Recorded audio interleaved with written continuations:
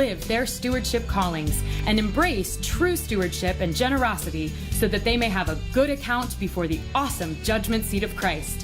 Here's Bill. When I say, here comes the judge, some of you are old enough to remember the extremely popular 1960s Rowan and Martin Laugh-In show. And those of you who do not, will Google it and watch what real comedy looks like. But everyone has either had some interaction with a judge personally or has observed the results on you or your life or your rights of decisions of Supreme Courts. One of the greatest amazing insights, in my opinion, that our founding fathers of the Constitution had was the critical importance of a wise and independent judiciary that isn't subject to the craziness that goes on for the legislative branch and the executive branch jobs. Indeed, their wisdom was to have a critical final say branch of government to fulfill their promise that this great country would provide a government that's based on the rule of law. And even though the founding fathers were all elected politicians, they had the wisdom to essentially defer the interpretation or the application, the enforcement of the laws to wise and independent judicial scholars who were not subject to the same political pressures faced by those elected politicians. Now, without getting political, this is why all the current nonsense being bandied around by partisan politicians in Washington to try and make the United States Supreme Court an extension of the political process is really antithetical to the principal benefit and purpose of the judiciary. In fact, 83-year-old Supreme Court Justice Stephen Breyer this past April was addressing a group at Harvard Law School. He said, and let me quote, "I hope to make those whose initial instincts may favor important structural or similar institutional changes, such as forms of court packing, think long and hard before embodying those changes in the law," unquote. And while he may be perceived as kind of a liberal justice who may now be in the minority, he's publicly stated that proposals to restructure the Supreme Court could damage its reputation as an apolitical body. But I digress. In the original Articles of Confederation that really organized the first United States national government after the Revolutionary War, they made no mention of a judicial branch. Well, that didn't work out so well. So when they got together in 1787 to overhaul those Articles of Confederation into the new Constitution that has governed us since, they made sure that the judiciary was the third branch of government and an ultimate check and balance on the politicians.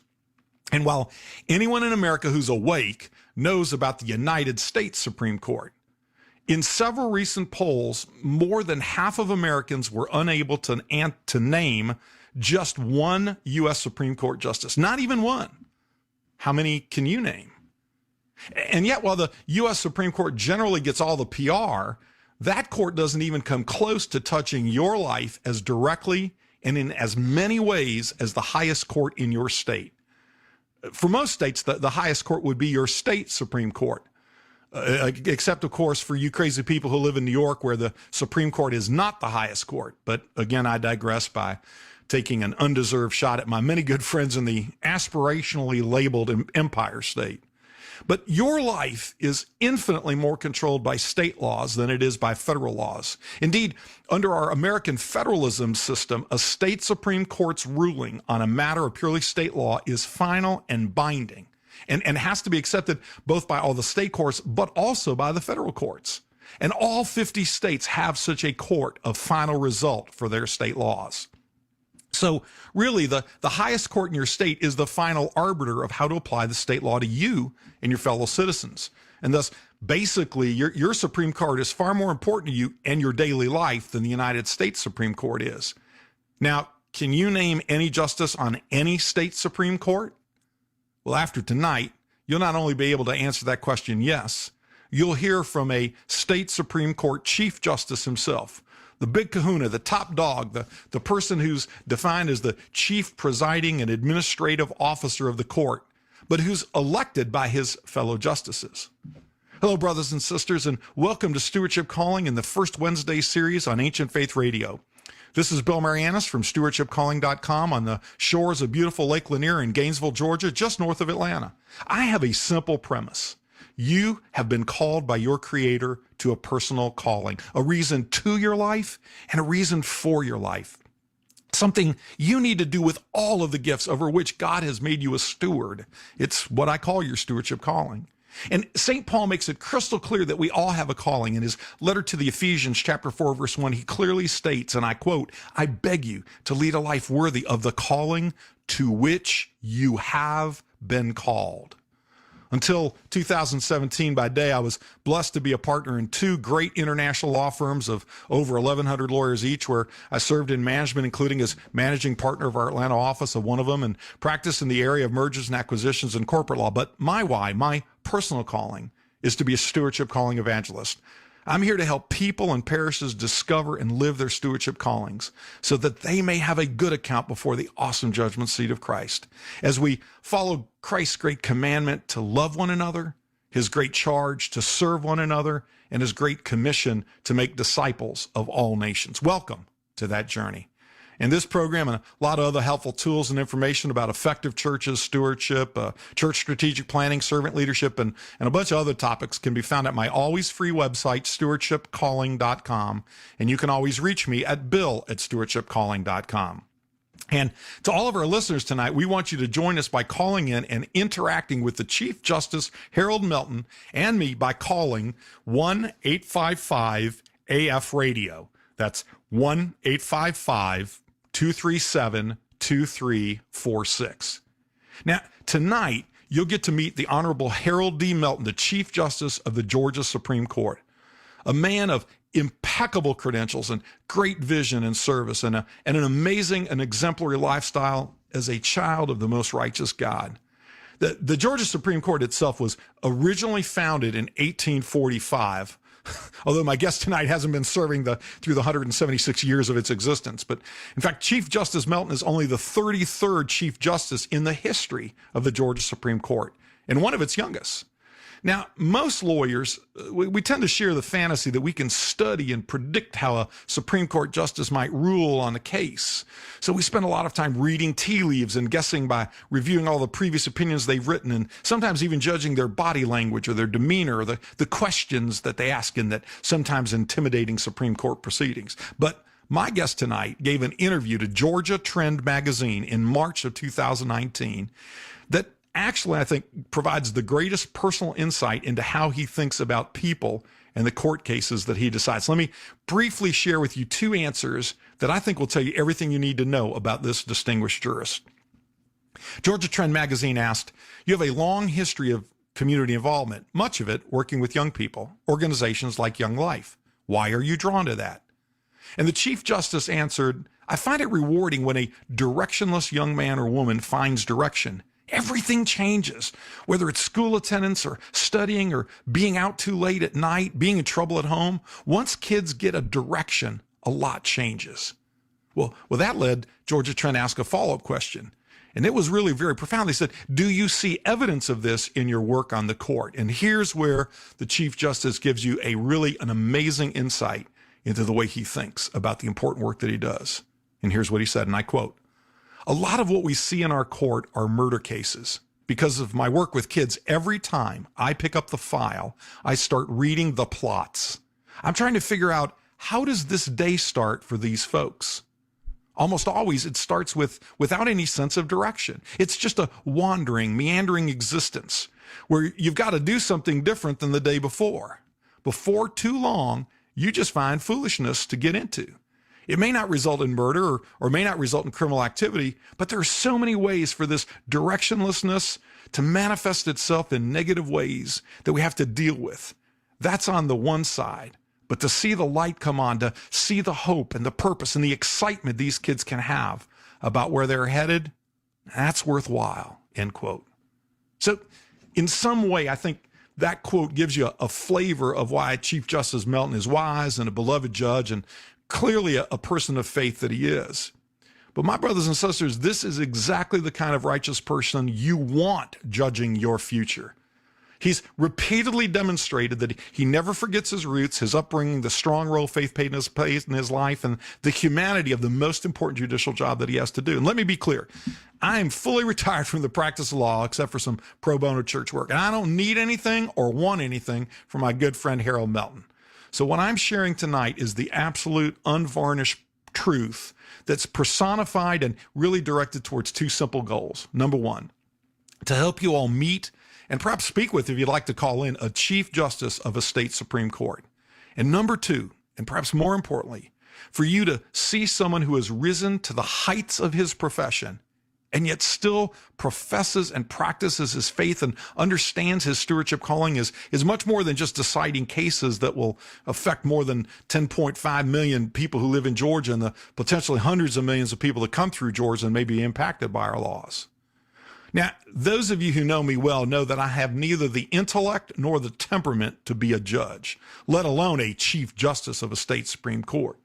But please allow me to blow your minds a little bit. I actually once served in a judicial capacity. I was a judge once in my career. And I will tell you, I was a just judge and a righteous judge and a brilliant judge who passed down a fair, sound, and learned judgment. Okay, it was in the 6th grade, and I was tapped to play a judge in a Greek school play as part of that horrific and torturous practice known as the pimata. For those of you who don't know or don't speak Greek, that's the Greek word for poems. And that annual ritual occurs on Greek Independence Day.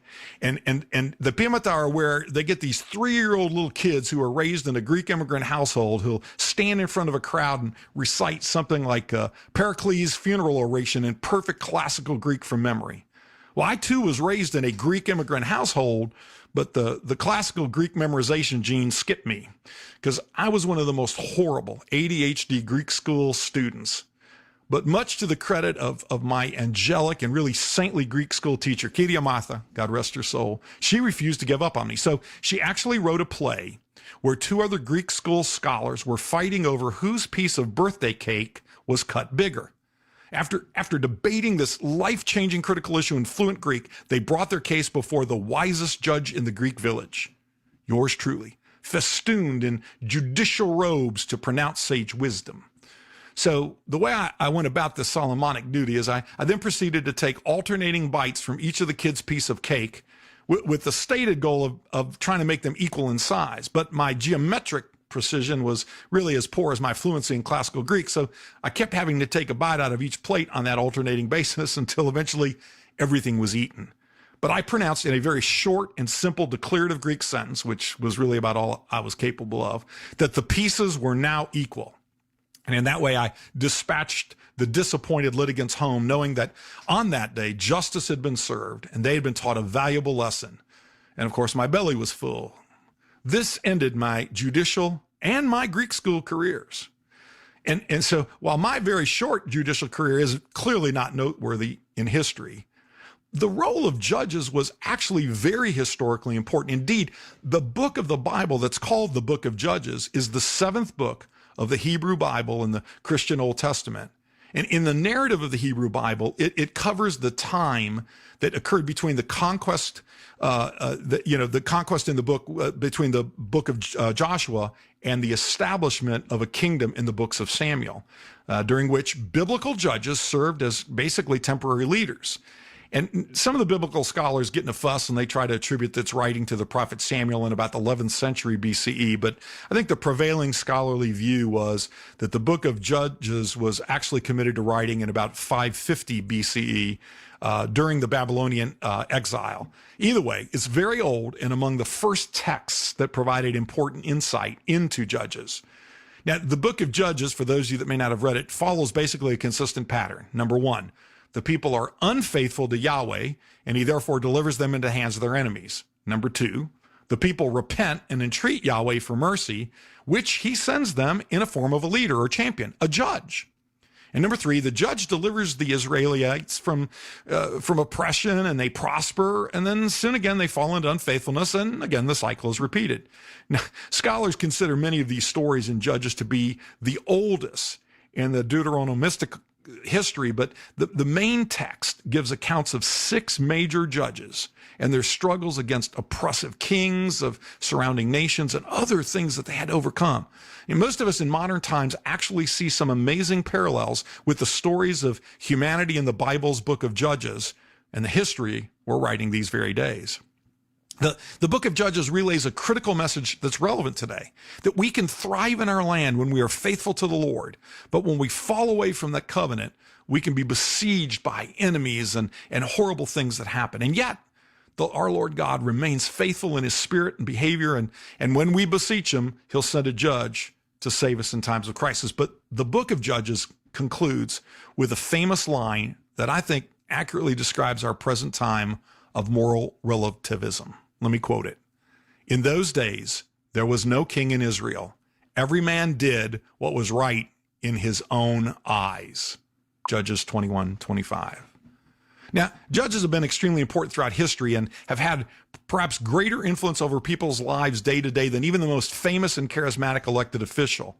Yet most of their critically important labor is not as visible as the clanging gongs of the attention-seeking politicians and their co-conspirators in the media who are just looking for clickbait.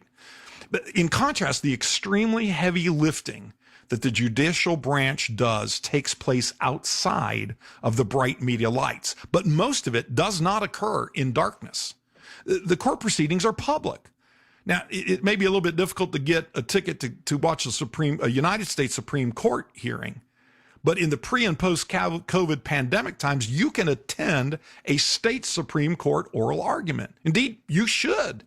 You literally should go one day and just listen and watch how these brilliant legal scholar jurists cross-examine equally brilliant lawyers on the facts and the law to try and reach the righteousness and the fair conclusion that is their exclusive purview to pronounce. And while we'll get into that a little bit later tonight, I have a different agenda. I want to show the humanity and the sense of calling of the very men and women to whom we hold in such high esteem and to whom we have given the right to make the final decisions that, well, they affect us all. Tonight, you will hopefully see that underneath their fair-minded and impartial judicial demeanor and stylish judicial robes sometimes, they are wonderful and good people, perhaps just like you. Yes, they have very special and unique gifts. But as you'll see tonight, those judges of faith recognize that while they may be the highest authority in their land, there's an even higher authority to whom even they are accountable and in whom they have placed their ultimate truth and faith and trust. For you good people listening, you need to know that you can achieve the absolute heights of your profession or work without losing your humanity or faith. Indeed, perhaps because of your humanity and faith, you're called to reach the highest pinnacle of your work or your profession. But it all starts with understanding your why. Now, regular listeners to my Stewardship Calling programs here on Ancient Faith Radio know that the question I ask every time and in every one of my literally hundreds of presentations that I make all over the country every year is why? Why are you here? Out of the trillions to the trillionth power of things that God created, he only made one in his image and likeness, and that's you. But why? I mean, well, we all share that common origin story with a common father, regardless of your race or your gender or your national origin or your religion or your age. Your Creator invested in you very specific, unique experiences and gifts, things you're good at, and some things that, well, maybe you ought to just leave to others to do. So why did your Creator single you out with those gifts? That's the most important secular question to which you must find an answer if you're to live a life of purpose and joy on your journey to salvation. It's a question I've repeatedly posed to my guests tonight. Now, my constant asking of the why question to everyone I speak is why I've been sometimes given the title of the Orthodox why guy. Not wise guy, why guy. But tonight, I'll ask the why question in various different forms as we reflect on Chief Justice Melton's extraordinary journey of discovering and living his why while maintaining his faith in a loving God. And perhaps his great story, insights, and wisdom may help you unlock the why in you. St. Paul wrote many letters to the Ephesians that focused on the why question, as I mentioned in the opening.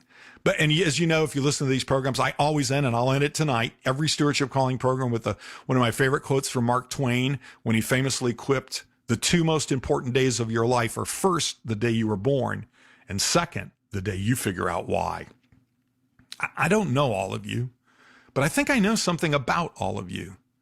I believe that regardless of your age or your circumstance, your politics, where you live or grew up, how rich or poor you are, or your religious convictions, whatever you have, I believe that on more than one occasion, you've probably wondered why you're here on this earth. I mean, in your heart, think about it, in your heart, you know there's something you need to do, a reason to your life and a reason for your life. What you are called to do with all of the gifts over which your Creator has allowed you to be a temporary steward. That's why I call it your stewardship calling. So what is it? And what are you doing to discover and live your stewardship calling? And what can I do or anybody else can do to help you on that journey? That's a key part of tonight's program. But what's amazing to me is that when I ask people what they are doing to find the answers to this critical question, they often honestly admit that they don't know what to do or even where to start. I mean, think about it. If you were going on a journey, you wouldn't just start it. You'd plan it. I mean, you don't go to the airport and buy an airline ticket to somewhere. You do your research and figure out where you're going and how best to get there. But isn't it interesting that you map out in advance the path you will take for your vacations or your trips? But most of us don't use that same discipline to do that with the most important thing we have, our life, our time here on this earth. I once saw a sign I really loved. It said, here's the test to find out whether or not your mission on earth is finished. If you're alive, it isn't. So no worries. Hopefully y'all still got some more time. But unfortunately, you don't know exactly how much time you have. So perhaps it's time to get maybe a little bit busier living your stewardship calling. Now, there are a lot of resources out there to help you find and live your why, including one that I love, Simon Sinek's book by that same name, Find Your Why. And I have actually recorded programs right here on Stewardship Calling on Ancient Faith Radio on January 31st, 2016. And the second part was on July 31st, 2016. And I explained a 6-step process that I have used with others to discover and live their stewardship callings. And if you find tonight's program of interest, I encourage you to go back and listen to those programs. They're free. I'm going to discuss in detail there the 3 steps you need to take and the 3 questions you need to ask. And you can always find them by going to my website, stewardshipcalling.com, go over to the Internet Radio, Ancient Faith Radio tab, and just scroll down to January 1st, 2016 and July 31, 2016. Or you can go to the Ancient Faith Radio website on their Stewardship Calling archives pages. Legendary UCLA college basketball coach John Wooden once said, "Don't measure yourself by what you have accomplished, but by what you should have accomplished with your ability." But by that measure, tonight's guest is a true champion. And it was the late, great Dr. Martin Luther King Jr. who once said, "Life's most persistent and urgent question is, what are you doing for others?" Now, I think if you answer that question, you'll have a good idea and do a lot of work towards discovering your calling. My guest tonight has been doing that his whole life, and this is why I invited him to share his message of purpose and hope. So tonight, we're going to explore a personal story from a committed man of faith, a great judge, and one of the finest human beings I've had the privilege of knowing, my good friend, Chief Justice Harold Melton. So we're going to take a quick break right now, and when I return, I'll introduce my guest, Chief Justice Harold Melton, and we'll start to explore the discovery and living a calling. Remember, we'd love to hear from you. Any questions you have, or if you want to speak to the Chief Justice, call 1-855-AF-RADIO, kind of Ancient Faith Radio, AF Radio, and that's 1-855-237-2346. Or you can always shoot me an email at bill@stewardshipcalling.com. So let's take a short break right now. Bill will be right back, but the lines are open if you want to ask a question or offer your thoughts. The number is 855-237-2346. That's 855-AF-RADIO. Icon by Georgia Briggs is a one-of-a-kind young adult Orthodox dystopian novel. Forget your old name. Forget your parents. These are the things you saw Fernie's grandparents and counselor tell her. But if Orthodox Christianity is a lie, why did the icon so dramatically save her life? And what can she do to get the icon back? In a post-Christian America, where going to church, praying, or owning holy things means death, a 12-year-old girl searches for the truth. Finding it may cost her everything. I got the idea one night of a teenager or a child that was stuck in a hostile society with a wonder-working icon, and how that would affect their faith and what they would do with that, because, obviously you have something that's miraculous that I think, to me, would prove the existence of God or the truth of orthodoxy, and would keep you from being able to assimilate with the new society. But at the same time, you're in danger and don't know how to deal with that. You're a teenager, obviously going through a lot of life stuff at the same time. You can buy Icon and many more Orthodox books at store.ancientfaith.com. Again, that is store.ancientfaith.com. Stewardship Calling is back, and we are ready for your call at 855-237-2346. That's 855-AF-RADIO. Here again is Bill Marianis. Welcome back to Stewardship Calling and our first Wednesday program, where my special guest tonight is Chief Justice Harold Melton. And we're going to explore some ways to discover and live your calling and learn about the great work that he's done. Again, remember, we'd love to hear from you. Call in at 1-855-AF-RADIO. That's 1-855-237-2346. On July 1st, 2005, Harold D. Melton was appointed to the Georgia Supreme Court by Governor Sonny Perdue. And he was sworn in as Chief Justice on September 4th, 2018 by the former Chief Justice P. Harris Hines. Now, prior to joining the court, Chief Justice Melton served as the executive counsel to the Georgia Governor Sonny Perdue, and he represented the governor and the state on legal issues covering the entire scope of state government. Justice Melton helped safeguard Georgia's interest in water rights and the disputes with Alabama and Florida that protected the integrity of Atlanta's water supplies from the largest lake in Georgia, the beautiful 38,000 Lake Lanier with almost 700 miles of shoreline that I'm blessed to call home. And he actively participated in administration efforts to advance the delivery of criminal justice services in the state. Now, before serving as executive counsel to the governor, Chief Justice Melton spent 11 years in the Georgia Department of Law under two attorneys general, where he dealt with issues ranging from the creation of the Georgia Lottery Corporation that we're going to get into a little bit, to the administration of Georgia's tobacco settlement. And prior to leaving to join the governor's office, he served as the section leader over the Consumer Interests Division. Chief Justice Melton received a Bachelor of Science degree from Auburn University and his Juris Doctor from the University of Georgia in 1991. Now, among the many, many distinctions that Chief Justice Melton holds, while at Auburn University, he served as the Student Government Association president for the 1987-88 academic year. He was the first African-American student elected to that position in the history of Auburn University. He was also the first ever independent, meaning non-fraternity member, to be elected to that position.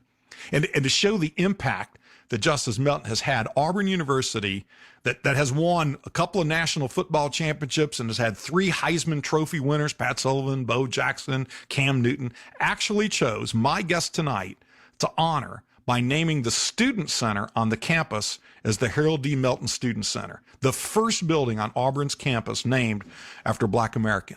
And in so doing, he was once again a trailblazer, showing every child that comes on Auburn's campuses that regardless of race or gender, upbringing, or frankly anything outside of your control, what you can control is who you are, what you represent, and how you treat others.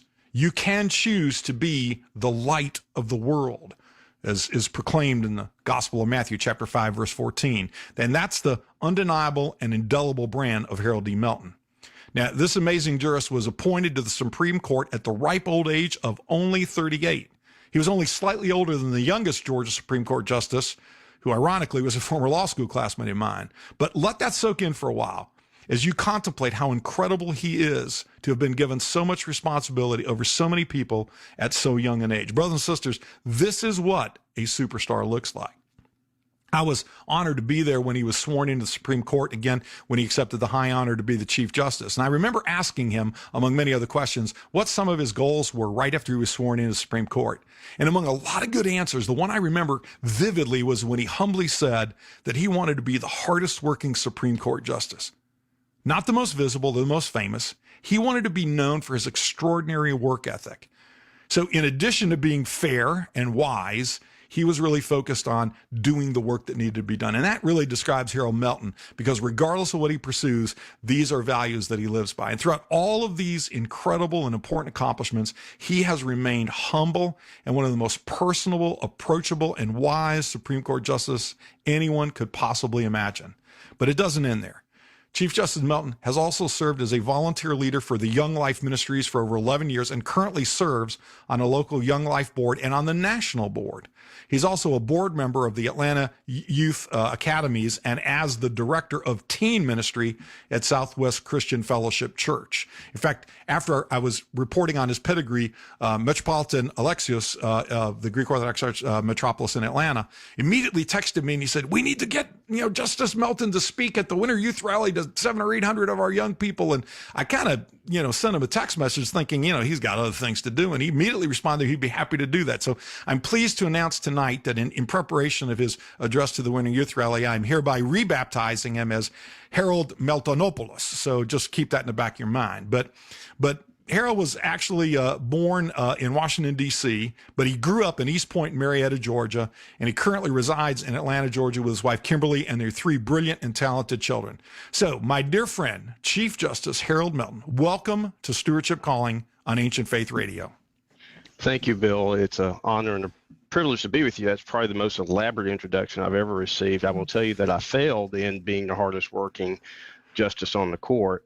As soon as I got on the court, I realized that I would have Justice Carley to contend with, and he's a man. You'd ask him how his weekend went. He would say, "I had a great weekend. I was able to work all days over the weekend." Isn't that a testament to the work ethic of the justices on your court? That's really powerful. Now, look, I have to confess that I'm getting a little bit of a perverse joy in this little role reversal, right? Like in your judicial capacity, you're the one that always gets to ask the tough questions. But tonight, you've actually blessed me with that privilege of asking you some difficult, but I think important questions. But I just want to let you know, unlike the Supreme Court over which you preside, there are no red lights that will light up in front of you to tell you when time is finished, and you got to be quiet. So feel free to answer to your heart's content. All right? Absolutely. We good on that? Okay. So I provided a kind of formal bio, but there's always so much more to people than what their CV says. So I'd like you to share with our listeners a little bit about the early times of your journey and your upbringing and the days, before you became the legal superstar you've become. Well, goodness, growing up in East Point, I think I had a pretty idyllic background. We had great neighborhoods, plenty of activities, friends. We'd walk to school. A lot of times we have rides. People just pull up and ask if you need a ride. So we had a really good upbringing. Interestingly, my environment was predominantly white in East Point, but we stayed busy. We just did everything. And we moved to Marietta, similar racial demographics, a little bit more of an adjustment period, but by the time that was all over, just loved it. And it was a great, fulfilling environment for me and my brother, my older brother. Went to Auburn. I thought that international business in Auburn was the way to go. I learned that once you graduate in international business, very few big corporations were interested in handing over international operations to a young grad. Imagine that, right? Imagine that. Yeah. But even while I was there, my first quarter, they were in quarters at the time, I really didn't enjoy my first quarter. And I realized in my soul searching that it was largely because I just wasn't plugged in. I wasn't engaged the way I had been in high school. And so from that point on, I set about getting engaged. I was engaged in two activities. I was involved in campus ministry with Campus Crusade, and I got involved with student government because I realized that for me, it was important to know intimately what was going on around me and who were the people making the decisions impacting my environment. And so I got involved in student government. That's the only reason why I did. And wait, can I interrupt for a second? Sure. I just want to ask a quick, what was it that was happening in your mind that caused you to really want to know what was going on around you and things of that nature? I mean, was there something that triggered that, or where did that intrigue come from? I think I just felt detached. Okay. I reflected on what made me feel attached wherever I had been, and I realized that my hand was in the dough wherever I had been. Good analogy. Without doing that, it just felt like I was just rudderless. So I got involved, and really my first assignment was just stuff envelopes. And young people don't know what envelopes are, but that's what I did. I stuffed envelopes. Young people today don't know that, right? Yeah, yeah. And learned the environment, watched how folks did whatever it was that they did, and each year I tried to do more than the year before. And ultimately, I looked up and my senior year was in front of me, and I had to decide whether I was going to move up or out. I looked at the option of moving out, didn't like that idea because didn't know what I was going to do with all my time. And moving up, the only option that was available really was student government president, and started looking around that as an option. And one thing led to another. Went to Georgia for law school. Wait. I don't want to interrupt you, but I got to go back to that. This is not one of those one thing led to another moment. I mean, the history that you made in winning that election and not being part of the fraternity system, there's a story there, Harold. There's a story there. Do you want to tell that story or not? You can skip it if you don't want to. Well, I'll tell you that the stars aligned, and I think that's really what I notice when I look at all the major developments in my life. There were so many factors beyond my control that have to be in the right place, the right way for these opportunities to come about. So I started asking people, does this make sense? Is it a crazy idea? Is it a great idea? And the reaction was overwhelmingly positive. A lot of the key leaders that you had to have on board jumped on board, got organized, really had a great team of folks. And it really did follow one step after another. I had some people at another university tell me that this can't be done at Auburn, and I was being naive in believing that the administration would want me to be president, that the community surrounding the university would tolerate me being president, and reality was none of that really happened. So from the outside, yes, it kind of looks like a big groundbreaking event. I'll tell you that on the ground, it felt like a snowball of synergy forming, where we just kind of synced. The campaign going around all the campus organizations was just a ball of energy, positive energy that kept growing to election day. And so it did really feel like one step following right after the other.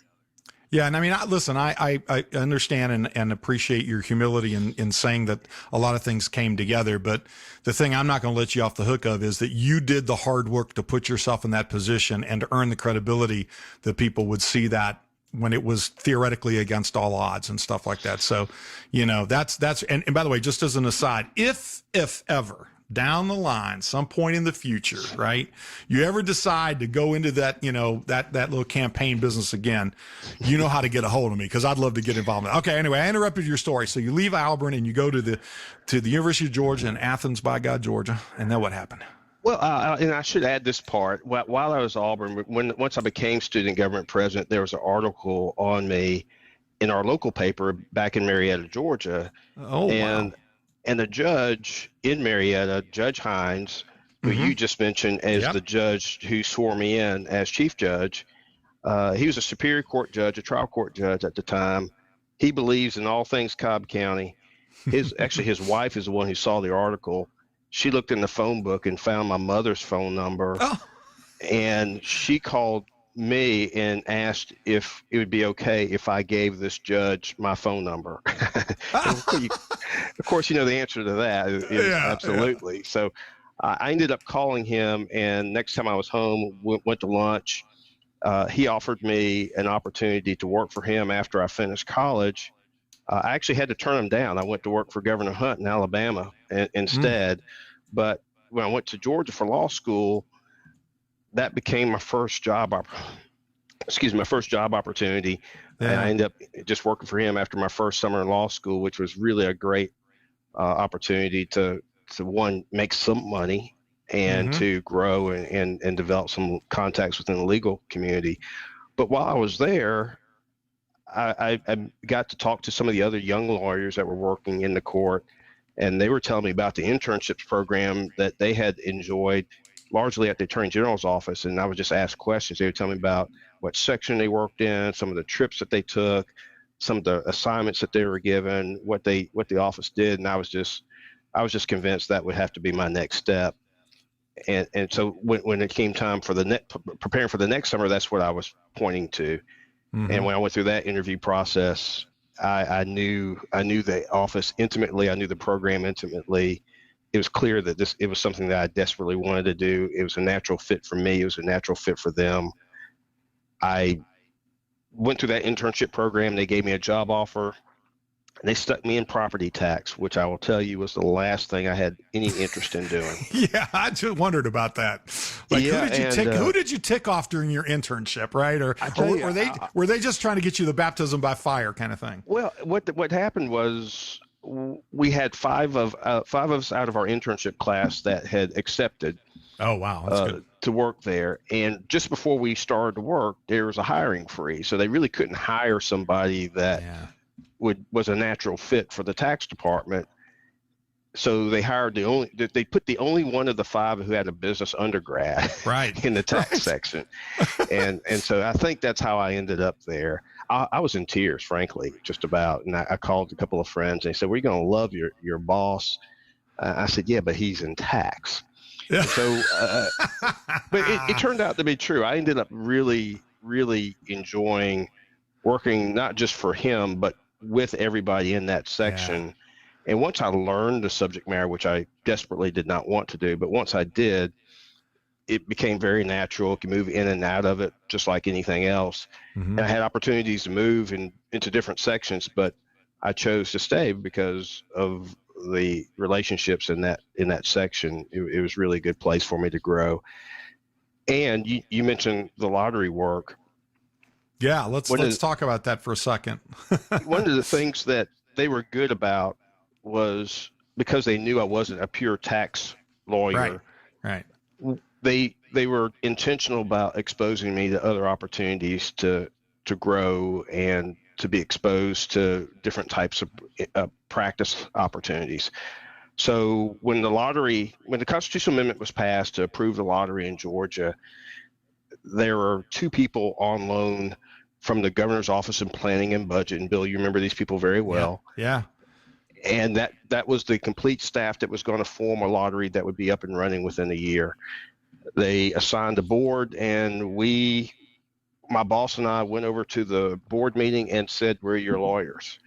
And they said, "No, you're not." We said, "Yes, we are, because you're a state entity and the Attorney General represents all state entities." And they said, "Well, we want to hire somebody else." So we said, "No, we're your lawyers." And that's how I became the lottery's lawyer. We ultimately hired outside counsel,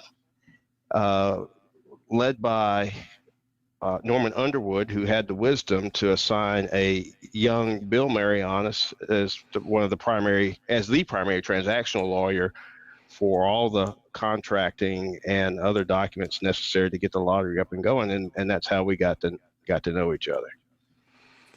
And that was really a baptism by fire, because, at the end of the day, and I don't think you and I really knew this when we both got, you got texted in by the AG's office and I got texted in by my dear friend, the Norman, but was that when they decided that they were going to start a multi-billion-dollar a year corporation in 4 months.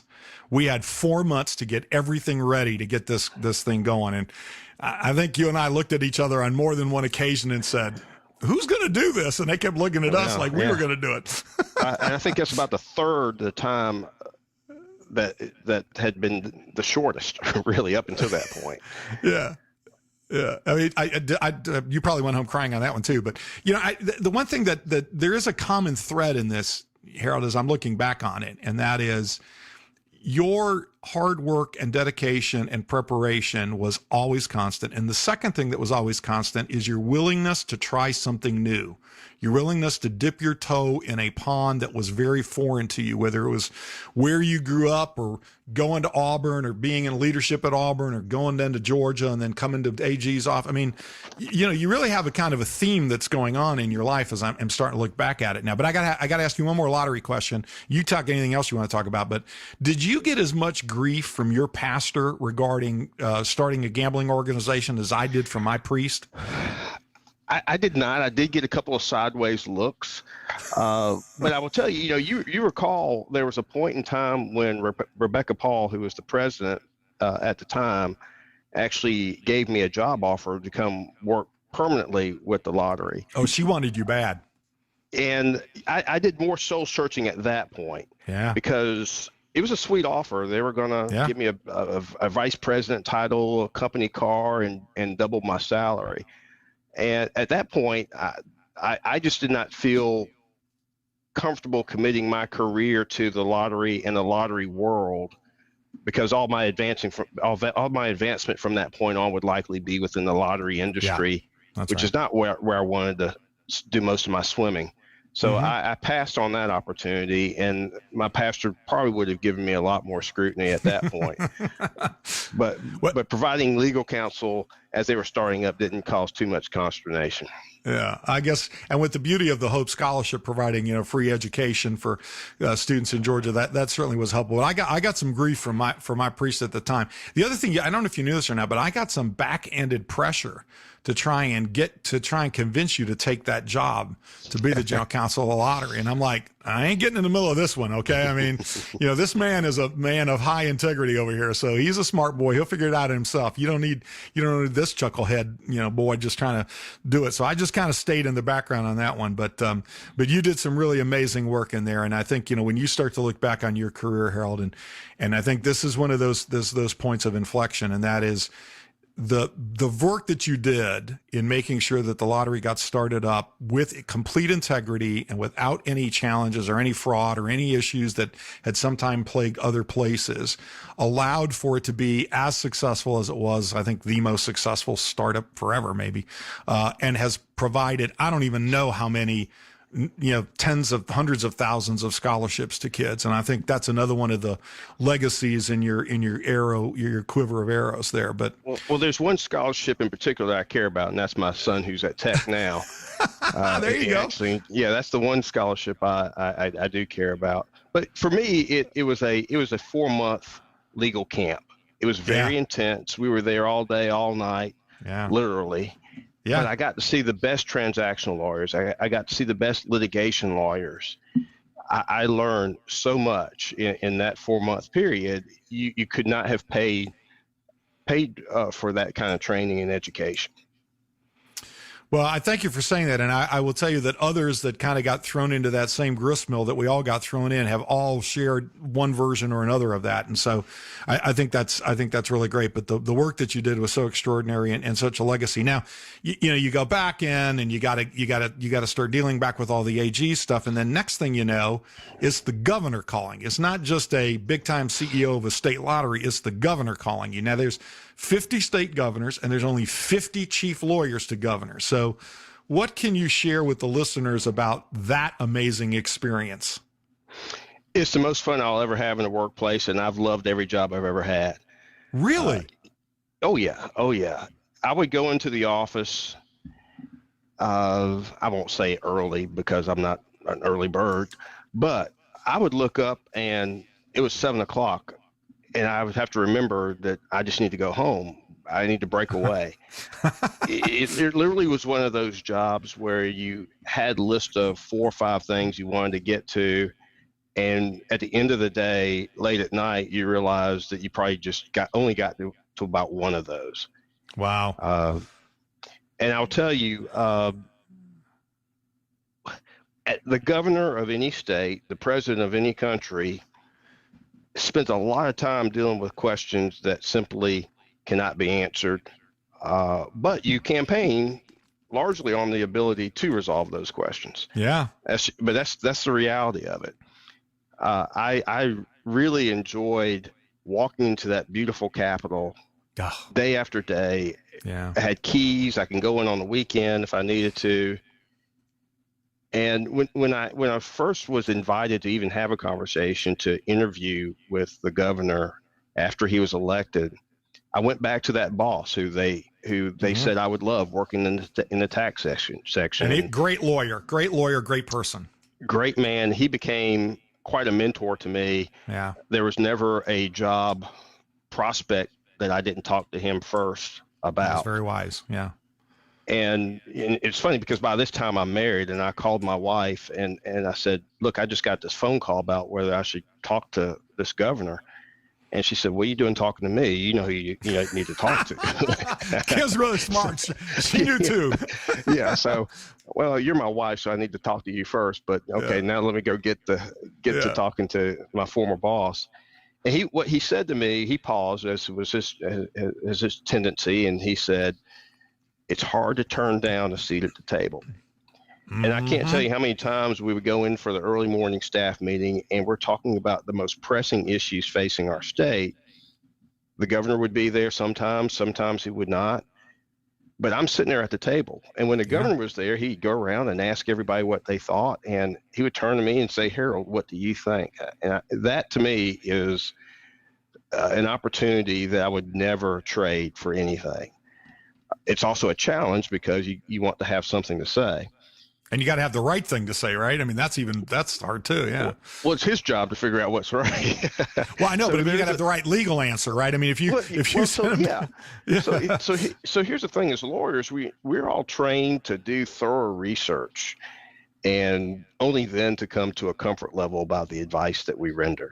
Right. When you're in the governor's office, you don't have time to thoroughly exhaust questions that are presented. You're giving advice many times based on informed instinct. Mm-hmm. You kind of have an idea what the flavor of the area of law is in that regard, and whether you're stepping into a danger zone or not stepping into a danger zone.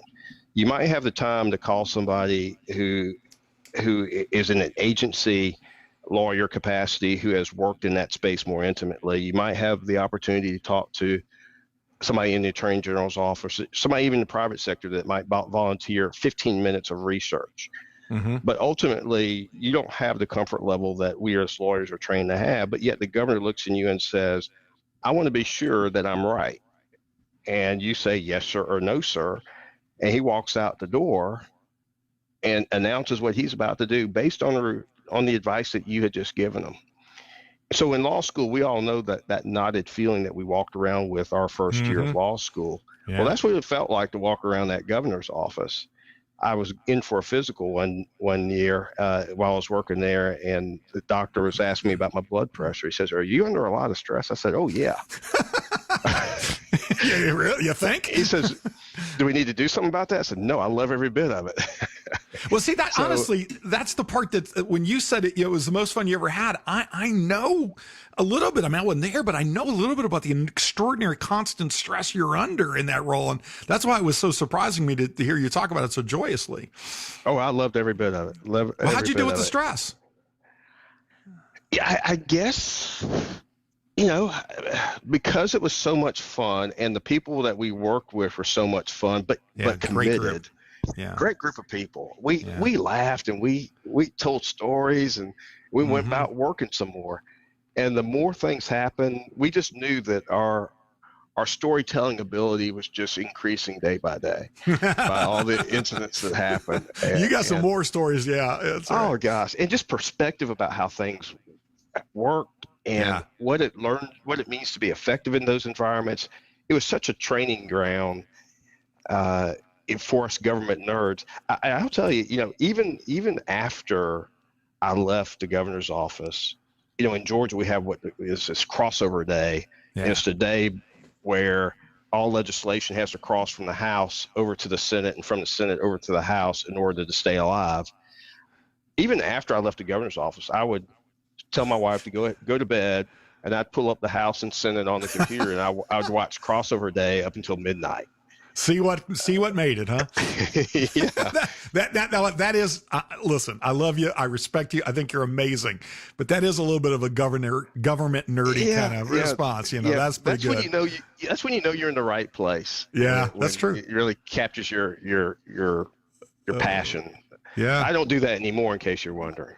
No, listen, you could, man. When we had a lobbying group in the law firm, stuff like that. When I was managing partner, I was always kind of interacting with them stuff, and I could see the pressure and tension they were under trying to get stuff across on that day, or realize that it was stuck for another year, and they'd have to explain that to a client. So, but I'm just sitting there thinking through all of the things. And again, for the listeners that don't know, the governor that selected Justice Melton as Sonny Perdue. That name may ring a bell to you because he was most recently the Agriculture Commissioner, the United States Commissioner of Agriculture, whatever that title is, for I think all 4 years. I think he's one of the few guys that made it through the entire Trump term. And everybody that I know that would see Governor Perdue, now Secretary Perdue, do a press conference, they always commented on how he always smiled, he always seemed jovial, he always seemed genuine, no matter what he was talking about. And so I imagine that was kind of what it was like in his administration, right? No. No? No? Heavens, no. The pressure. You won't get that impression from people who work for him. So he came across as the smiley, happy-go-lucky Southerner. Yeah. He was a Air Force pilot. He was a trained veterinarian. He owned his own grain business of some sort. Right. I could not begin to describe. But so he was a multifaceted, very intelligent, very detail-oriented, under-the-hood manager. And so he was very exacting. I would brief him, and he would remember more details from the last briefing than I did, which was always a challenge when he would say, "I thought you told me last time." Oops. I would have to you got to start taking notes. Exactly. But no, he was very insistent on things being done right. Yeah. He was a change agent. Yeah. And he believed in getting under the hood and getting into the details. And so he very much demanded more and more information. He was a database decision maker. Okay. But he wanted the data. If you didn't have the data, it didn't mean you didn't get to make the decision. It means get it for me so we can make this decision. Right. But no, it was not a happy-go-lucky environment. We had to meet those standards for sure. Well, listen, one of the things, the people that regularly listen to this program know I always prattle on about living on Lake Lanier, which is the biggest lake in Georgia, and it's just north of Atlanta for those of you not from this area, and it's the primary source, I guess, of Atlanta's drinking water. What not everybody knows that isn't from here is that the states of Georgia and Florida and Alabama engaged in, I don't know, it seemed like decades-long litigation. It went all the way up to the United States Supreme Court. And I don't know the details of it, but the part that I remember was it always seemed to be about limiting how much water Atlanta could use for its water supply in to the detriment of the folks downstream from the Chattahoochee down in Alabama and Florida. And I'm really ecstatic to say that fairly recently, the United States Supreme Court decided in Georgia's favor. And I'll just tell you that, and I've told the justice this, that every time any of us who are blessed to live on the lake and we take out our boats or jet skis, we kind of say a little prayer of thanksgiving that you handled the case so well in the governor's office. So what can you share with us about that incredible piece of litigation that you honchoed for a while? Well, when I was in the AG's office, the Attorney General's office, I had pretty much made up my mind I was probably going to retire there before I got the call to go meet with the governor, and I was slated for promotion over the division that I was in. The person whose position I was going to take was the point person, at least so we thought, handling water on behalf of the Attorney General's office. So, but I had no interest in that. So I was glad when I got the opportunity to go work for the governor that I was going to dodge that bullet. I was probably in the governor's office about a week and a half, and I got called into a water meeting. That guy wasn't anywhere around. And I realized that he did some, but it was primarily handled through outside counsel in the governor's office. So I became deeper in water, excuse the pun. Yeah, that's good. Than I, one, imagined, and two, than was even possible. I could not have been more involved by the time all that ended. Fascinating, though, absolutely fascinating. Again, learning how dynamics work between states, different communities within the state, what drives perception, and how do governors of three states handle perception and realities and stakeholder interests. So here's a snapshot of kind of what we were dealing with.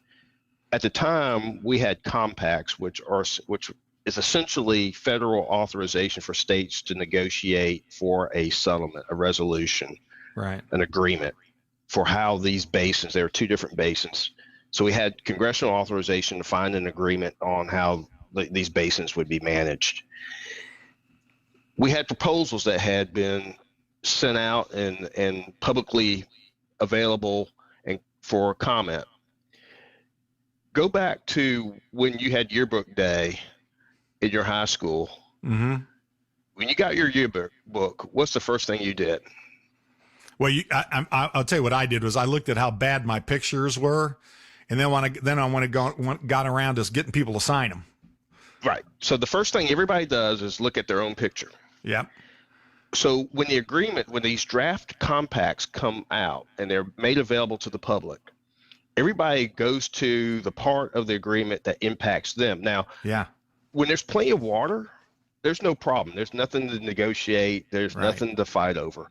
So what really is the relevant part of these compacts is when there's a historic drought and you say, okay, in a historic drought, this is what's going to happen. And in a historic drought, you have pain. And all you're doing in that section of the agreement is dispersing pain up and down the basin. Yeah. Allocating how much each one takes, right? That's right. And so you don't look at anybody else's pain. You go to the compact and you think, that's my pain. Ouch, that hurts. I don't like it. Yeah. And that every draft agreement was an allocation of pain to which all the stakeholders open up and say, ouch. Yeah. There's no way you can get your stakeholders to agree that that's the right amount of pain, because they're going to be looking out up and down and saying, well, they should be hurting more and they're not hurting enough. And so the idea I answer to the people that elected me. I don't answer to their people. Right. That's exactly right. And so in reality, it was somewhat naive to think that the three states could reach an agreement. Mm-hmm. So what happened was, up until that point, so one of the things that the governor did that I thought was really wise, we had fallen into a pattern of extending the compact for more negotiations to be able to happen. And each state had to agree. And he finally said, we can't keep doing this. If we're not going to agree, and it doesn't look like we are, I don't see any real evidence that we're going to get past this roadblock, let's quit pretending and let's get to whatever the next step is, whatever that may be. And so he let the thing expire. He said, here are my final terms. And I stayed up until midnight waiting for the phone to ring and see if they were going to give into it. And they did not. And the compact expired. So we went to whatever the next phase was. But I got to tell you, let me pause. I mean, you were living it, but some of us peripherally were thinking, boy, that's good brinksmanship. That's great negotiating. I mean, I teach that, setting time deadlines and negotiation, and we honestly, a bunch of us were thinking that, well, somebody's going to come to the table and they'll work through this. But I never focused on what you just said. And that is, when they look at their own pain and say, that's too much for me to go back to my constituents, that's really not going to happen. Right. Right. And it had happened every now and then, but I think we really were clear about what are the absolutes that we needed to have. Yeah. And if we couldn't even have a realistic prospect of reaching terms along those lines, we didn't need to be bothered. Well, and look, I'm looking at it from the recreation perspective. You're looking at it at actually having drinking water for a huge city. That's a big difference, right? I mean, well, that was one of the major arguments. The Florida interest down in the northern part of the state was largely for shellfish, oysters in that bay area, and they had some sugar production coming out of there, and that sugar production was having an impact on the purity of the water down there. What we were trying to tell the courts and anybody that would pay attention is that we've got potable use interests out of Lake Lanier, which is basically human consumption. We've got navigation. We had wildlife interests. We had agricultural interests. So we had all interests up and down the basin, not just the wildlife down at the lower end. So courts, you can't look at it just from mean old big Atlanta trying to drink all our water and go water skiing. We've got all these other interests that we're trying to manage up and down the basin. Right. And the other thing I think we did a really good job of was practice smarter water management techniques that made our case stronger for when we did get into the United States Supreme Court. And it was a really good win. We had a couple big wins. One was the win that authorized Lake Lanier that you mentioned to be used for human consumption, because initially it was clearly to be used for hydropower. Right. But then for human consumption was more of a secondary function. It wasn't as clear, but the court said, yeah, we could do that. But then that United States Supreme Court win was really huge. Do you feel really good at that one, right? I mean, yeah, I know you weren't in the governor's office at the time, but that had to feel like vindication for a lot of hard work, right? Absolutely.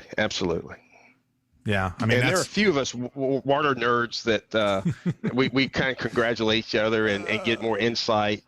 And there's a lot I don't know that's happened since then, but the more up-to-date nerds will kind of give me an education about what the steps are that are going on right now. And I understand right now there's still skirmishes going on, but the main battle was that United States Supreme Court. Yeah. That was huge. So here's another theme that I see developing is that there's different degrees of nerdism that develops in your life that you just go jumping down a hole, man, whether it's student government or property tax, or, I mean, how many lawyers have started lotteries? How many lawyers have negotiated these kinds of things? That's there's some, your bio's a little bit understated in that. Now, listen, you were appointed to the Supreme Court by Governor Perdue. And I was honored to be at the installations, and then again when you were sworn in as Chief Justice. So share with us, we're going to take a break in a little second. I want to give you a chance to get a break, but tell us a little bit about what's it like being on a state Supreme Court, and kind of what do you got to do as Chief Justice? Well, as Chief Justice, which is totally different than what you have to do as a justice. First thing you have to know, Chief Justice, at least in Georgia, has no power over anybody. The Chief Justice is the person who presides over the meetings of the court. The chief is the spokesman for the court, spokesperson, I should say. The chief presides over the governing body of the entire court system, which includes all these other classes of court. And when I say classes of court, I'm talking about municipal court, probate court, juvenile court. Each one of those classes of court has their own governing structure with a vice president and president, and they send their representatives to this Judicial Council, which I chair, and I've got no power over anybody. And what that means is that I say please an awful lot. And this group of leaders throughout our judiciary has been incredibly cooperative and collaborative. So when there's nothing I've asked of anybody that has not been met with a yes. That's wonderful. And you presided over, honestly, I mean, I can't imagine what it was like presiding, over the civil rights era and over previous years in the history of the court, but trying to preside over a pandemic that had to close all the courts and access to justice, and yet at the same time provide the rights of criminal defendants and everything like that. I mean, honestly, you picked the wrong time to be Chief Justice, partner. Well, I'll tell you this. Our Judicial Council normally meets 4 times a year. I was surprised when our administrative office, which is basically our support structure for us, told me that we have met 50 times during the course of the pandemic. Wow. I'm real proud of this. That's like once a week almost. I mean, we were meeting once a week. When the pandemic first hit, we were meeting once a week. And then we started stretching it out. Yeah. We have one this coming Friday. I will tell you that I'm really proud that our last meeting lasted 15 minutes. Oh, yeah. There you go. So I love a short meeting. We got in, got out, just wanted to, download some information, make sure everybody was okay, make everybody on board, and we moved on. That's incredible. Well, all I know is you're the one who signed all the orders that were released that did everything from closing the jury trials to doing this. And I will confess to you that one of the ones that I was very grateful for, even though I'm retired, I still keep my bar license so that when I offer my free pro bono legal advice to the church, I can protect under the privilege. You allowed us to get all of our CLE remotely online, right? And I just got to tell you, hit. That's a grand slam. I mean, that is out of, and listen, I hope when this pandemic is completely over that, y'all and whoever takes over from there will consider keeping that going, because I got all my CLE and I paid attention and I took notes and stuff like that. But it was so much better than having to sit through a live program, because back in the state you can only get half online and half had to be live, and you scurry around for live programs and they weren't relevant. So I'd go to one on divorce law or something just to get the hours. Right. But this one I took everything that was relevant. So it was really great. So thank you. And we've extended that opportunity, I think, to the end of the year. I've noticed. And it really was popular. So there's a lot of energy towards keeping it. And I think there's a fair chance some aspect of that will continue forward. Well, I can't lobby, but if I could, I'd lobby for that one, because that was a good one. We're being lobbied. I'm sure people that do this for a living and know how to do it are probably doing it too. But I just thought that was great. One of the other things I just noticed I noticed in October of 2020, you did this incredible, beautiful video. I don't know who produced it, but it was really well done. And the title was "Justice Needs Jurors," and it was really a call to the people of Georgia to step back up again post-pandemic and be ready to serve on juries. And I think that's really great. I will confess to you one more thing, since it's just you and me talking, that during the years that I was practicing law, whenever I got a jury's duty summon, I was like doing everything I could and praying every way I could that I didn't get called. But, you know, now that I'm retired, I mean, I'd be happy to serve as a juror. So, you know, if you have such a thing as, you know, jurors that travel or something like that, just give me a heads up and I can show up at some courthouse. And anyway, well, there are a couple of things that are really important about that. You know, I do say, and I remind people, that the courts did not shut down. We recognize that there are critical functions that the courts have to provide, and only the courts can provide. And so when the pandemic hits, these things cannot wait. They're necessary to protect the health and safety of the community. But we stopped jury trials.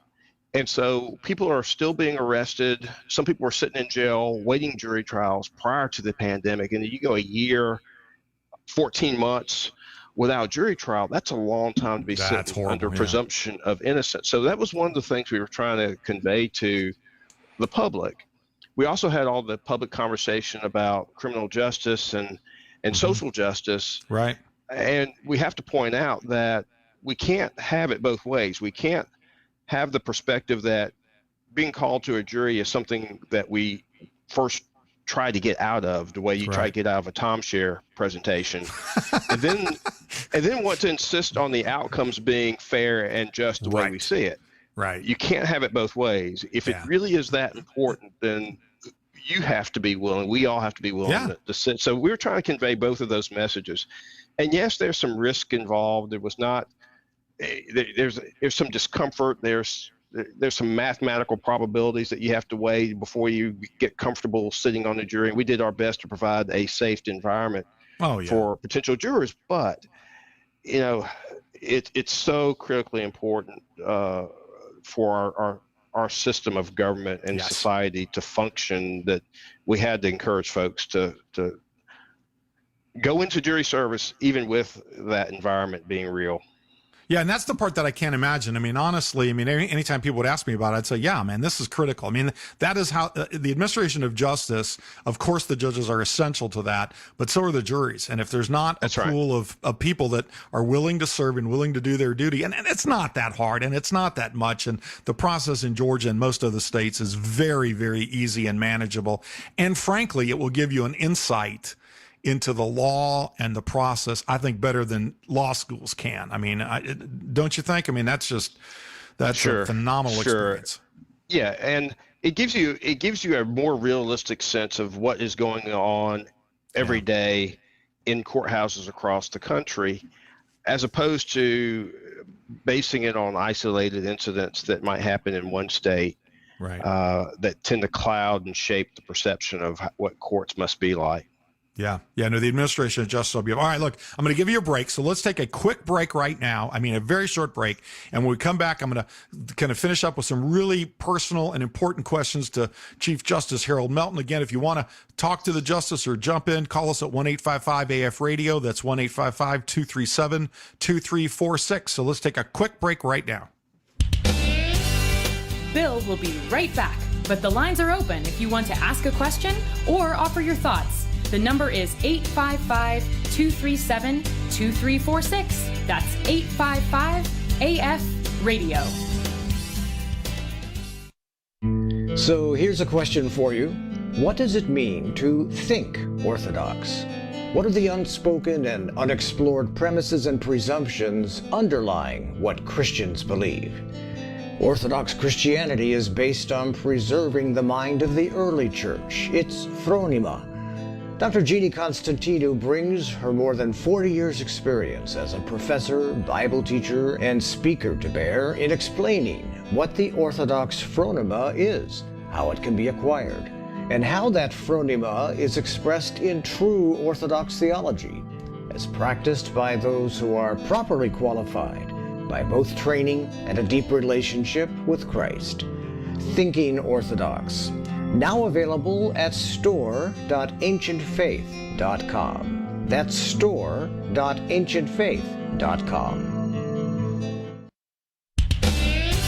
Stewardship Calling is back, and we are ready for your call at 855-237-2346. That's 855-AF-RADIO. Here again is Bill Marianis.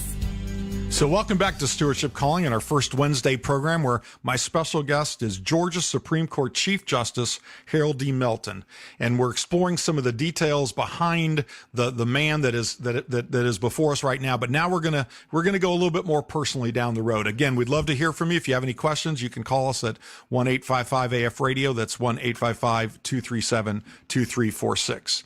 All right, we have a caller. Did I just? Oh, well, we have a caller. Who do we have? And let's get him on. Steve, you're on live Ancient Faith Radio, Stewardship Calling with Chief Justice Harold D. Melton. Bill Marianis, thank you for taking my call. My pleasure. Mr. Chief Justice, my question is, how does your Christian faith inform your judicial decision-making? And my question is based upon my own experience as a judicial officer in California. And I'm curious as to your perspective. Thank you. Well, I'm almost curious Steve, by the way, Steve, hang on a second. Steve, thank you. And thank you for asking that question. And in a little bit, I'm going to turn that one around on you, brother. But anyway, go ahead. Justice Melton, give us that great insight.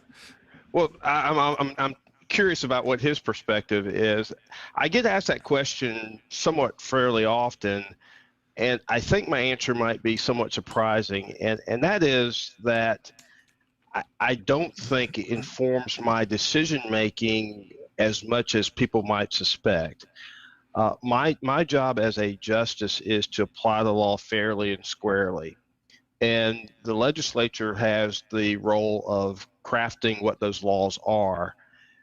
And I might disagree with those laws either from for whatever perspective. And if I'm disagreeing with laws that are passed by the legislature, it often will be based on some type of moral basis that has some link to my faith. I don't think I have the responsibility or the right to impose my moral overlay on those laws. What I do think is fair is to allow my instincts and my intuition about fairness to guide the kinds of questions that ask and make me look deeper into the record to see what's really there and probe better to understand what the law is and what the facts are.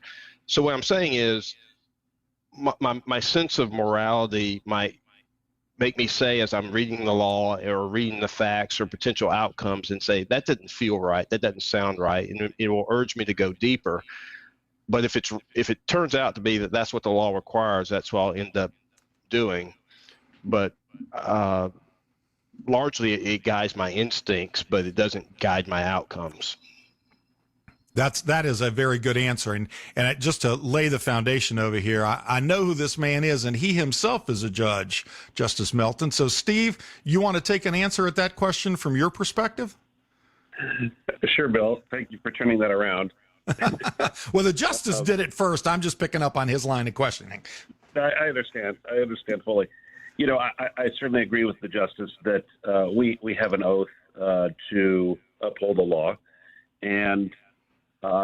And there is, though, of course, Mr. Justice, my position is as a a trial court level here at the county level in California. So I see jury trials, I conduct jury trials and other, and I'm in the criminal courts at this time. So there is clearly defined procedures and rules that we have to follow. But there are moments when we're able to use our discretion. Right. And to use our moral compass in moments where it would be appropriate. And so I think it doesn't decide, I don't decide cases or make judicial decisions because my faith tells me to do it, but I think it helps me decide, my faith helps me in how I make decisions. Sure. So let me say this. I mean, you bring up a very, very important distinction that I think bears focusing on. As a trial court judge, you do have a huge amount of discretion. And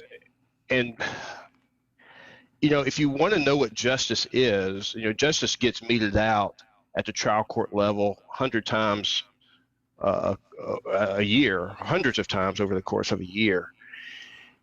In my view, what justice is the right response, and your discretion that you're exercising causes you to try to measure what is the right response in every instance, and that requires a lot of discernment. As an appellate judge, I'm not trying to exercise that judgment in that way. What I'm looking at is whether the judge's action is within the range allowable by law. And we defer to the trial judge's exercise of that discretion if it's within what is allowed by law. I don't have the ability to shape the law for an individual without shaping the law for the entire state. The trial court judge has the ability to make a call based on judgment and discretion for that individual. And so I do think that oftentimes might be more informed by faith, and I certainly hope by prayer. Well, yes, yeah. And that's certainly the way we operate in California. I certainly have the Court of Appeal always potentially looking over my shoulder as to when I abuse my discretion, but I find myself using that discretion, particularly when it comes to sentencing hearings, and where I have to consider all people's rights. The government's rights, the victim's rights, the defendant's rights. That's a very difficult balancing process.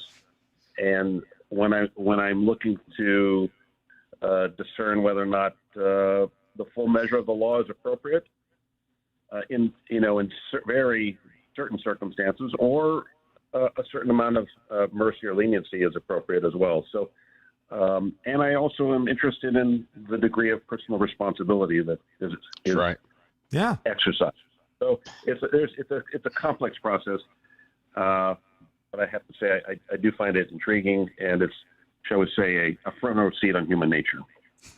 Yes, or another way of saying it, it's the original reality show.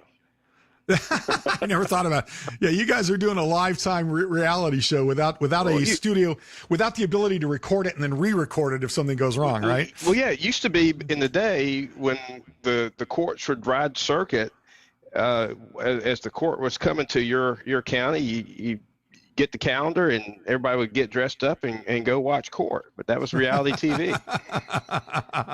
Well, I never thought about that. So there you go, Steve. You are a reality TV star there in California. I never thought about it. Yeah, the phrase that you used earlier, Justice Melton, was informed instinct.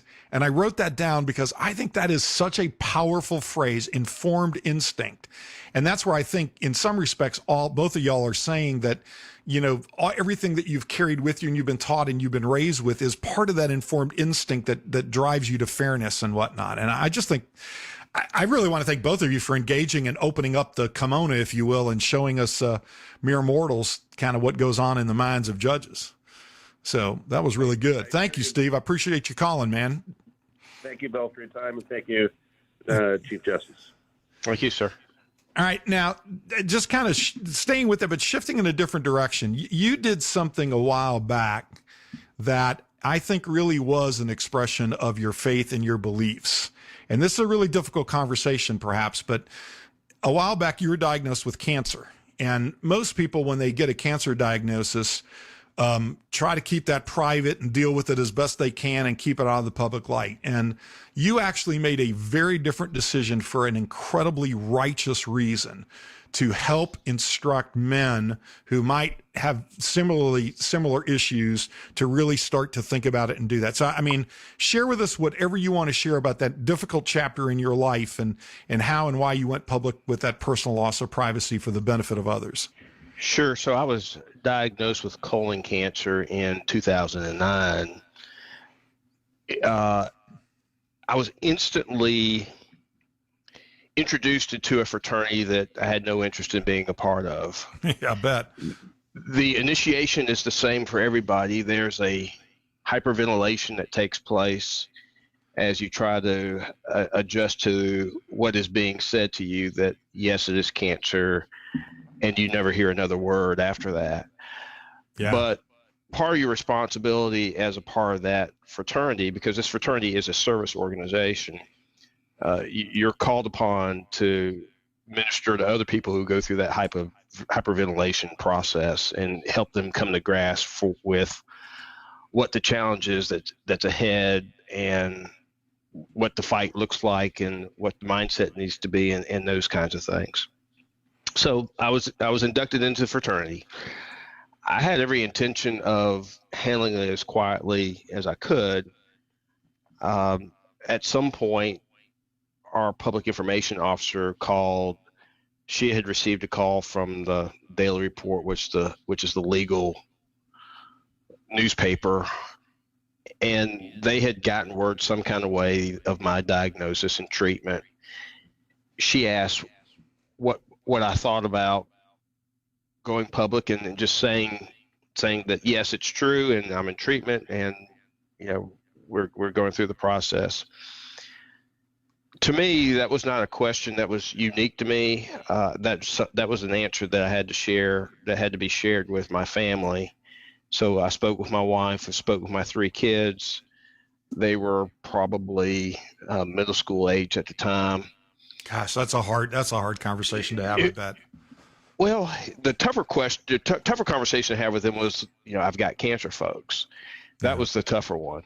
The easier one was, people are asking, what do you think about letting them know that we're actually going through this process? Everybody really got on board pretty quickly. My daughter, who is probably my most emotional of anybody in our household by a lot, said it pretty succinctly. She said, well, Dad, I don't want you to tell them because it's not anybody's business, but Dad, I think you probably will tell them because it will help people. Wow, and that's very profoundly wise. I mean, you did good. Yeah. She got it. She got it, and that was an easy answer. Ultimately, the choice was, could I hold it to myself and not help people, or share it in a responsible way that would help? And getting a colonoscopy, for example, is something that people should do. And if people see that people that they know or identify with or might even run in contact with, if somebody gets a colonoscopy, that if it helps one person, then that's a good conversation to have had. And I know it helped more than one person. So that's how we came about making that decision. And it's one that I'm glad that we did. Well, and I, as a personal note, you and I had a lunch not long after you made that decision, and I, we were talking about it, and you don't remember this maybe, but you looked right across the table at me. I think it was at Thelma's Kitchen. You looked right across the table and we said, when was the last colonoscopy you had? and I thought, this is a man who understands that he's been given a really bad hand here. And instead of just trying to deal with it himself, he's using this as a teachable moment. And that is that's a blessing, man. That is a real blessing. And honestly, I hadn't had one in a while, and I wasn't scheduled one after that. And, thank God I didn't deal with it. But I mean, anyway, so that's behind you now, right? Yes. Just regular checkups, regular colonoscopies, but yeah, it's behind, thank God. And I will tell you that was really sweet experience. I don't wish it on people, but if you have to go through it, or any kind of crisis, I hope you get to go through it in a way that is as sweet as the experience that I had. And it was sweet in terms of the soul searching that happens and the clarity that comes with a life-threatening challenge. Yeah. But also the being surrounded by people who just express love and care in small ways, big ways, but consistently throughout that time period. You just can't match that level of comfort that comes from just a kind word and a email or timely text, and just whatever it was, a hug, whatever. It was just a real sweet time, and it was sweet for the kids. My youngest and I, we had our regular walks we would go on, and we got to talk, and it was very rich, very rich. I don't want to do any of it again. Yeah, I bet. But it was very rich. Well, that is a blessing that you were able to take that horrible time and convert it both to a good, positive time for you and your family as best as can be, expected under the horrible circumstances, but also as a positive, teachable moment. And I want to thank you for that. It was a blessing to me. It really was. Well, and in that vein, what are some of the other big life lessons that you've either learned or observed along the way that might be helpful to people that are trying to figure out their own callings and their own stewardship callings and their own journey to salvation and the decisions that they need to make? I mean, this one here was a really great, insightful moment. What other kind of life lessons do you learn that you're willing to share? Well, you pointed to some of it already when you were identifying some of these trend lines. One of the trend lines that I think points to something I've learned is the idea of just blooming where you're planted. This tax department that I was placed, the assignment to the lottery, which was a lot more fun than the tax section, being willing to say yes and then figure out how to make it work is really important to growth, and growing in the area that you didn't intend to grow in, knowing that that's going to prove to be useful somewhere down the line in a way that you can't imagine at the time. Nice. So wherever you are, we all have something to do. And those are two things. There's the task that's been assigned to us, and then some meaningful interaction with the people who are around us. Wherever we are, those are the two things we have to deal with: the task that's assigned to us and the people around us. And I think if we are faithful to both of those functions, one, we're making the most of where we are. That is our calling at that time. Yes. But two, we're planting the seeds for future opportunities as well. So that's the one thing. So bloom where you planted. And then secondly, and this may run a little bit counter to life planning messages where you're supposed to have a 5-year plan and a 10-year plan and those kinds of things. I've never been good about doing those exercises. What I've tried to do is make the next best decision. I may have an idea about kind of where I want to be, but ultimately where my focus is on the next decision I have to make right now, and I want to make a good one. And I know that when I make that next decision and actually take the step in that direction, then the landscape changes and I have better clarity for the next decision that needs to be made. It becomes really hard to plan 5 and 10 years out for me. Yep. But I know that if I plan my next move, then I can get to a place where I can kind of look and see what's out there for the next step that I need to take. Well, those are two of the most insightful comments that I hope people listening that are either considering something difficult in their life or not feeling fulfilled, whatever, blooming where you're planted, saying yes, and then making the next best decision. And that kind of reminded me, Steve Jobs, after he got his terminal cancer diagnosis with pancreatic cancer, did a very inspirational commencement address at Stanford. And one of the 3 lessons that he pointed out is the one you just mentioned, and you alluded to it, but you actually described it better. He said, you can't connect the dots looking forward. You can only connect the dots looking backward. And the point you made is really one of the most important and critical points that I try to get everybody to understand when they're trying to discover and live their stewardship callings. If you will just do what you do with excellence and learn something from that, there will be a point in time in your future, God willing you live long enough, where all of that will become clear as to why you had that experience. And some of them are bad experiences. You made a mistake, whatever the case may be, right? And I can tell you now, being an old man, looking back at it, I remember with vigor that moment of clarity, a decade ago, when I stood up and I looked and said, oh my goodness, God, every one of those things that you had me go through, including the mistakes I made and the opportunities that you gave me that I didn't realize at the time, actually prepared me to do what you have in mind for me to do next. And that gets back to your make the next best decision. Yeah. And that's great insights. That's great insight. And it runs counter to this idea that you plan what it is you want to do with your life.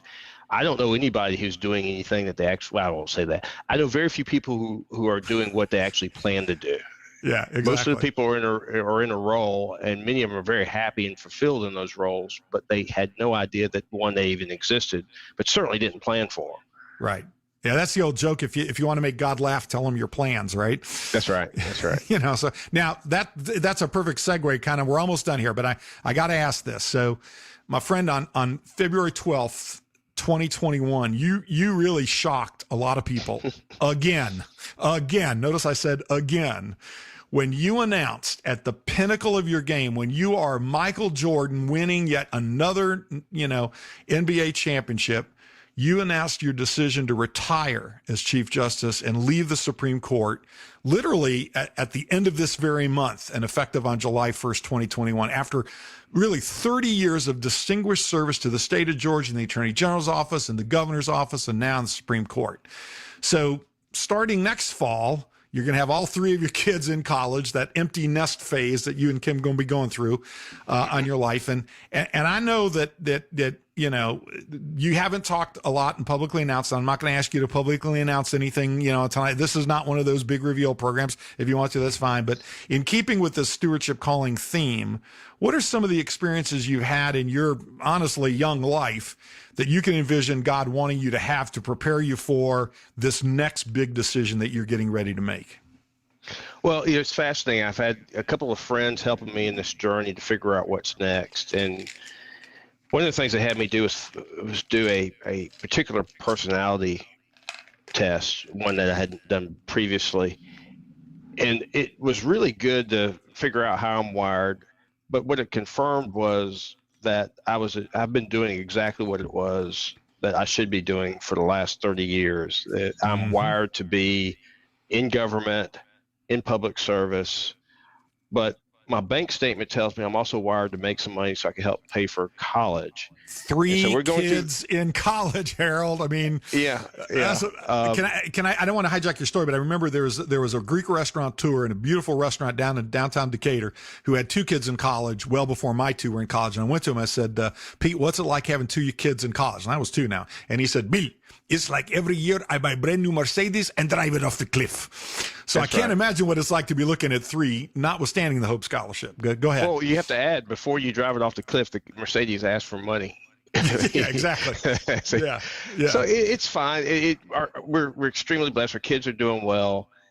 It's a good problem to have. It's a problem that I want to have. And fortunately, I have the opportunity to venture out and do more financially that will enable me to help them get to where they want to be.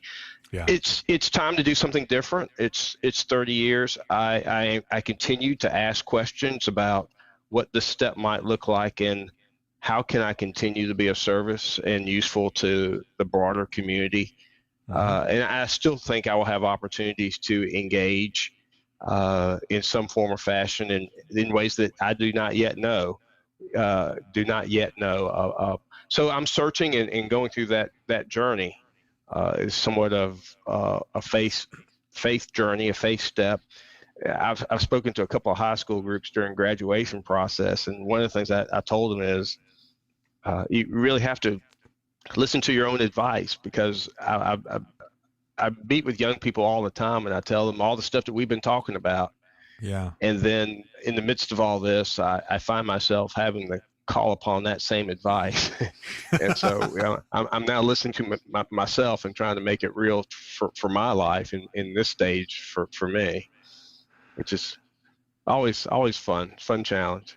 Yeah, it's funny you say that. For 15 years, I coached youth basketball in the Greek church leagues and the Orthodox leagues, and even Atlanta City Church League. And I had this lecture I would give to all my high school seniors called the Clean Sheet of Paper Lecture. How when you go off to college, nobody knows you, and that stupid thing you did freshman year, they don't know about it, and that great thing you did junior year, they don't know about that either. You're a clean piece of paper. You can reinvent yourself, right?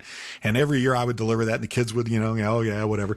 And then I never forget when I delivered it to a group going off to high school, and one of them had the impudence, the sheer gall, to look at me and say, "Dad, when was the last time you reinvented yourself?" So you have an idea of who it was. It was my oldest daughter.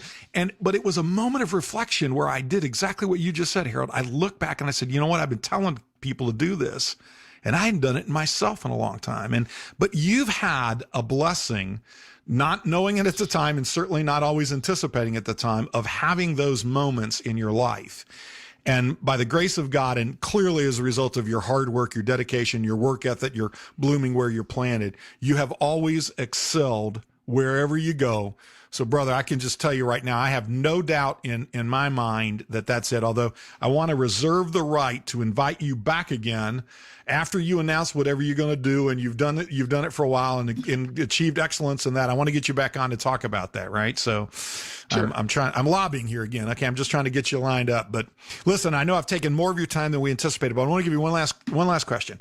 Is there anything else that you would like to share? You've been really gracious with your time, but are there any final thoughts that you'd like to share with our listeners about living your calling and your faith, or anything else that's really important for you to say?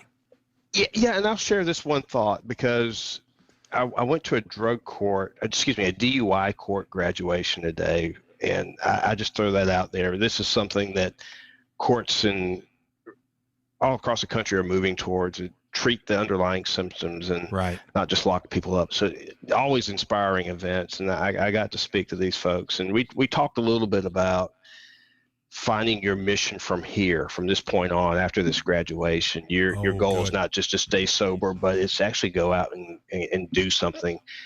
And I do think sometimes as we find that next step, or search for that next step, we think it's supposed to be big and electrical, and the way we see on these United Way commercials with the music playing and kids smiling. But in reality, when you're doing you the way God has called you to, it most often will not look like that. And it may be that your calling is just with one individual or two individuals in your immediate circle. And we have to appreciate the significance and the value of being faithful to that as a calling.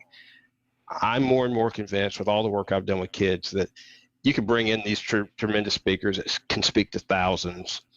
But what I'll value is that person that's willing to walk with one. And so don't undervalue the small, the intimate, because that really is impactful. It changes generations. It changes lives. Boy, I tell you what, you couldn't have ended on a better note. The power of one, the power of making a difference in one person's life, and the ripples that happens as a result of that. And I want to say that for all of the extraordinary and glorious things that you have done, some of which we've recognized tonight, and many more that we should have recognized, the part about your ministry, the part about your living your calling, the part about your incredible career and life is not the thing we can celebrate, because we don't know who all those ones are that you reached, that you touched, that you made a difference in their lives and going to make a difference in their life. And on behalf of those unnamed people, not the people that show up at some award ceremony when they're pulling the sheet off and your name's up on the building, you need to hear a thank you, and you need to hear a thank you very loud and clear, because that has been a glorious gift that you've shared with people. And Go ahead. Thank you, Bill. I'll give you the last word, Judge, because you should always give You've been a blessing to me. You've always been a blessing to me, and thank you for your faithfulness to your calling.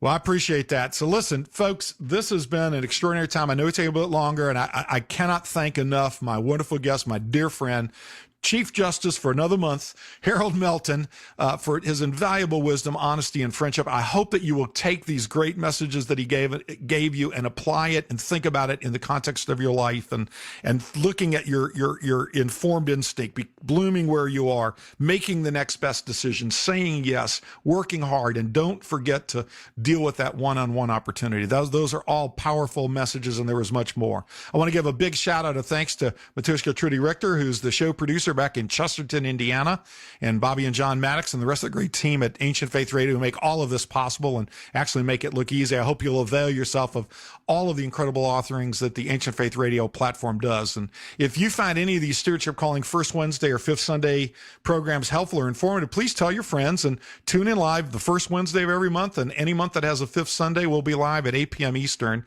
Now, normally at this point, I would talk about the next program, but I want to get your attention. Please bear with me for just a second here. I want to call your attention to something that's incredibly special and incredibly important that we've just recorded. John Maddox and I and the folks at Ancient Faith Radio spent over 6 hours recording a video interview of Father George Livanos and Presbytera Dianthi Livanos.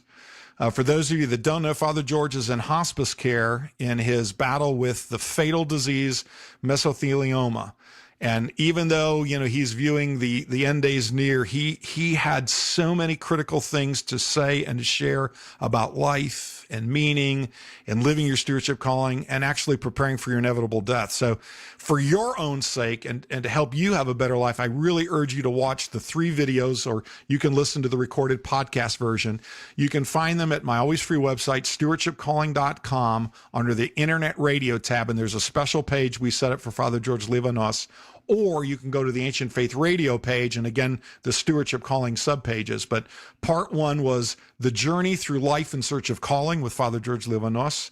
Part 2 was the moment after, the clarity of vision from the partner's perspective with his wife, Presbytera Dianthi Livanos. And then part 3, and really the most poignant part, I still shake when I think about it, was entitled The Journey Through Death to the Resurrection, again with Father George. And I promise that if you watch these videos, they'll change their life. In the meantime, if I'd ask you to check in with any of the other always free resources at stewardshipcalling.com that deal with a whole bunch of things about effective churches and stewardship and strategic planning and Orthodox Christian servant leadership and many more topics. If you have any questions or you need any help, you can always reach me at bill@stewardshipcalling.com and let me know what you're thinking about, what you might need. And as I always do, I end by reminding you what Mark Twain said, that 2 of the most important days of your life are, first, the day you were born, and second, the day you figure out why.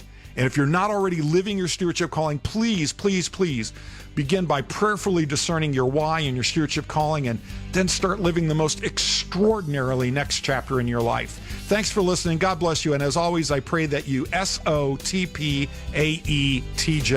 which stands for stay on the path, capital T, capital P, and enjoy the journey. God bless.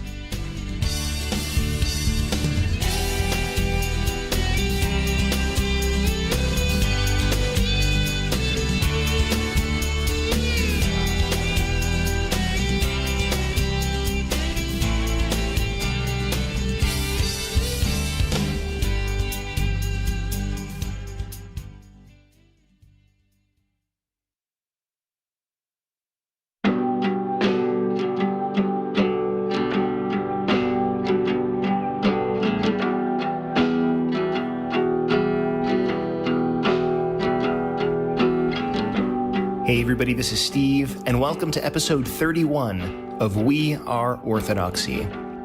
This is the finale of season 2. Don't worry, we'll be back with new episodes in the fall. And even though we're not going to release any episodes during the summer months, that doesn't mean we won't be hard at work. And I'm going to ask you to do 3 things that will really